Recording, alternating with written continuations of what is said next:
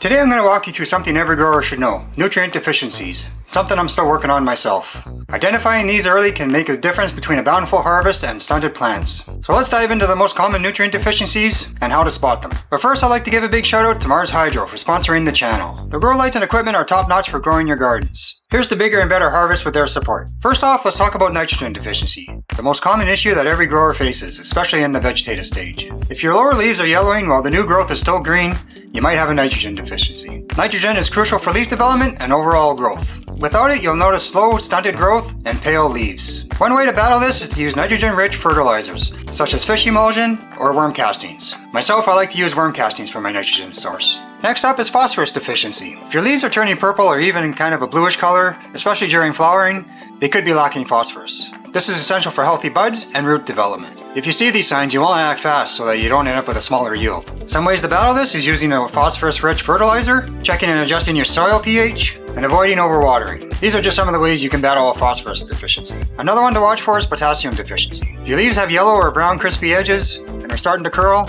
it's likely they're not getting enough potassium. This deficiency usually hits during flower and can severely affect your bud quality if left untreated. Again, to correct this, it's very similar to the others. Use a potassium-rich fertilizer, check your soil pH, flush it if it's too high, and of course ensure proper watering. Now let's talk about calcium deficiency. This one shows up as brown spots and stunted growth. Calcium is vital for the structure of your plant, keeping the cell wall strong. Without it, your plants will be weak and susceptible to disease. Ways to battle this is using a calcium-rich supplement, such as dolomite lime, calcium nitrate, gypsum, or of course some kind of CalMag product, which is calcium and magnesium together. Good old CalMag. Give it for everything. Military grade CalMag. You can also use organic amendments like crushed eggshells and bone meal. Another solution to correct this is by doing a foliar feed for fast absorption.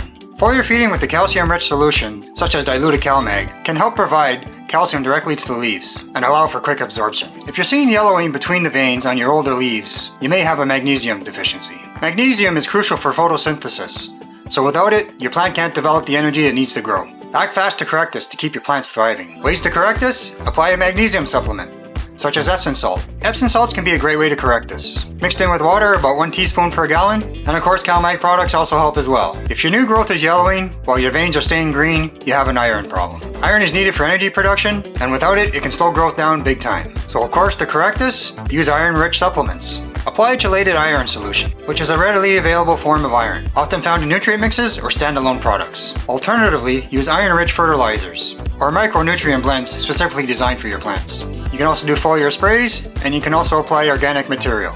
And of course, checking your medium pH is a must. Then there's zinc deficiencies, which cause small misshapen leaves. This deficiency can prevent proper bud development, especially during the flowering stage if not taken care of. Just like with the rest of the deficiencies, you can correct this with supplements. Apply a micronutrient or chelated zinc product, both of which are widely available and contain zinc and other micronutrients. Two other deficiencies to watch out for are sulfur and manganese. Sulfur deficiency shows up as yellowing on new leaves, while manganese deficiency looks similar. It affects younger leaves with brown spots. Apply a sulfur-rich fertilizer such as Epsom salts, gypsum, or a specific sulfur supplement. So, what can you do to prevent all these deficiencies? First off, check your soil's pH levels. If your pH levels are off, your plant won't absorb the nutrients properly, even if they're present in the soil. And second, make sure you're using a well-balanced nutrient solution specifically designed for your plants. Adjust your nutrient feed through the different stages of your plant growth, from vegetative growth to flowering growth, because they have different needs at each phase. I hope this helps you spot and fix nutrient deficiencies in your gardens. If you found this video useful, don't forget to subscribe and like, and drop any questions you have in the comments. Also, let me know in the comments if you had any deficiencies that you've had to deal with and how you dealt with them. So until next time, peace.